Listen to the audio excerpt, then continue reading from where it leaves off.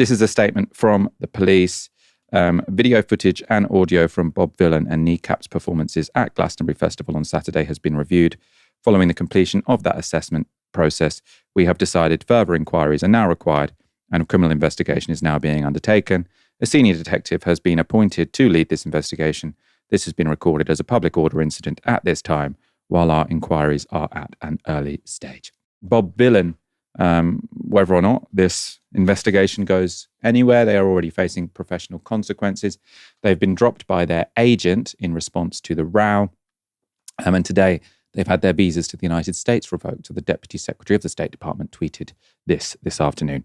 The State Department has revoked the US visas for the members of the Bob Vylan Band in light of their hateful tirade at Glastonbury, including leading the crowd in death chants.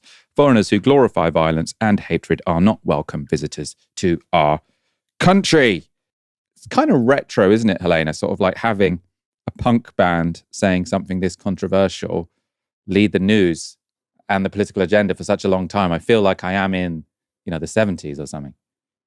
Yeah, it's all very merry White House cleanup TV, isn't it? It's interesting to see the soy right embracing cancel culture for once by wanting to see them banned from America, the entire country. It's like when Tyler, the Creator, got banned from Australia, I believe it was, all those years ago. What's interesting about this discussion and about this whole story, right? There's two kind of parts of this that I think needs kind of undoing and untying. So there's the discussion about whether it's incitement, whether it should or not count as incitement or not. Obviously, I'm not any kind of legal expert. This is not a legal argument, but a moral one.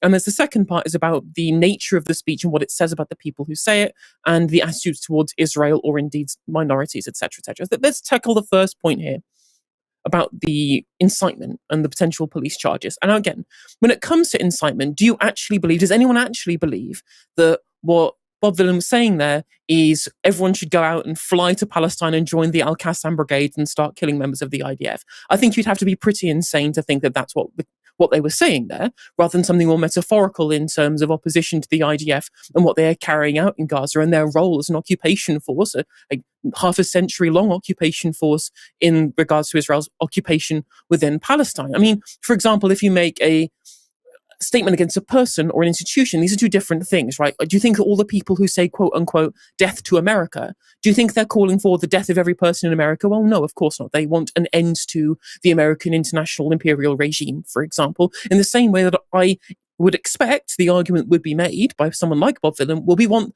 the institution of the IDF dissolved, right? And we say death to the IDF, not because we want all of the soldiers to die immediately, but because we want to see the IDF disbanded as an institution, as an occupying force in Gaza. And what's interesting, when it comes to this incitement argument, in legal terms and the public perception of the legality, is they're making this comparison with Lucy Connolly, saying, oh, well, she was sent to prison for tweets, which were counted as being incitement, right? She pled guilty too, really important context there.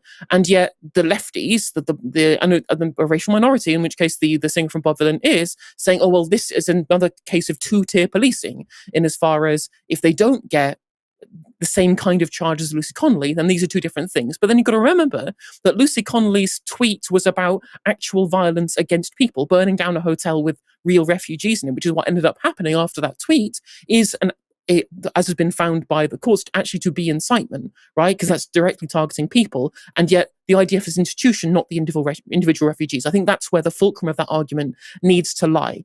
And so I don't think that you can really say that these are two similar situations when the targets are different, the context is different. And as I said, just the likelihood of them actually inciting something is wholly different when, as I said, no one is going to go there and start attacking IDF soldiers because it was chanted on the stage at Glastonbury. Glastonbury, as the posh people in the media have decided they're going to call it now.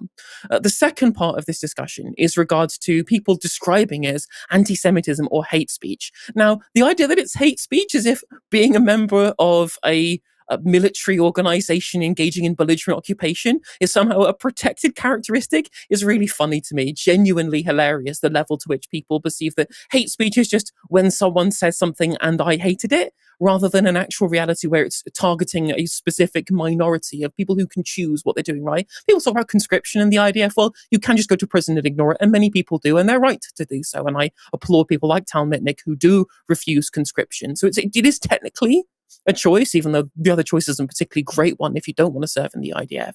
And when it's targeted for being anti-Semitism, there were two tweets that I think perfectly encapsulate why this discussion about it somehow being anti-Semitic is being absolutely ridiculous. One of them was just saying, well, they hate all Israelis, they hate all Jewish people because they have to end up becoming members of the IDF.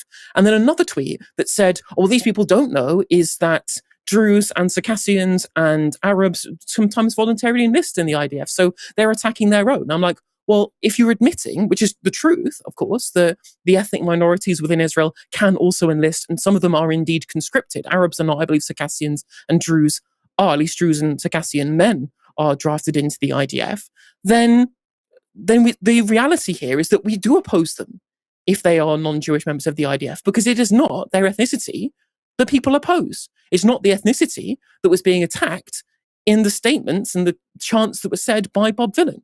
It is their existence as an occupying force in Gaza. It is the material relationship between the occupier and the occupied that has such broad opposition, and is the actions that they have undertaken, regardless of the ethnicity of the people who do it, which is being opposed here, right? My opposition to Israel's crimes in Gaza is absolutely unilaterally the same in my level of condemnation of every single ethnicity that commits those crimes, right? A Druze member of the IDF is just as monstrous to me as any other ethnicity who serves in the IDF. Likewise for all the others. So the idea that this is anti-Semitism when the IDF isn't even wholly Jewish is crazy to me. That's a crazy, crazy, crazy thing. It's especially crazy when you realize that if your argument is, well, you're attacking this entire ethnicity by attacking a military force for a country that claims that it represents them, if that's your defense position, then all you're doing is signaling to people globally that, oh, well, the Israel's crimes must therefore be part of the broader Jewish community, which of course it absolutely is not. It absolutely is not. But if your argument has to be that you must defend these people as somebody who wants to protect Jewish people, then all you're doing is linking those things together. And that is, in my mind, anti-Semitic, because in my mind, genocide is not a Jewish value. That's not a value that any Jewish person that I know subscribes to. So the idea that you must link these two things together, it's dangerous. It's a really dangerous thing to do. And like, even then, like, even if it was, like, if you wanted to attack a certain group, even if it was ethnically homogenous, right? Like, I don't know, if someone theoretically said death to the Interahamwe, is that Hutu phobia? Because it's a particularly ethnic group that makes up the majority of that particular military organization? Nonsense, absolute nonsense to be able to make those claims, because, as I said, it's about their material relationship to Palestine and nothing to do with their ethnicity. And likewise would be the case in terms of the Interahamwe, is the fact that they committed a genocide is why we oppose them. Hey there, if you enjoyed the video, make sure that you like and leave a comment. That helps the video out in the algorithm. If you subscribe and ring the bell, it'll let you know when I go live. I stream every day on YouTube and Twitch. You can also follow all of my socials down in the description. And if you want to support me in a more financial manner, there's a join button for memberships. It's just 99p to be a member on YouTube, as well as a Patreon, and there's some merch there as well. And hopefully I'll catch you on the next video. Take care.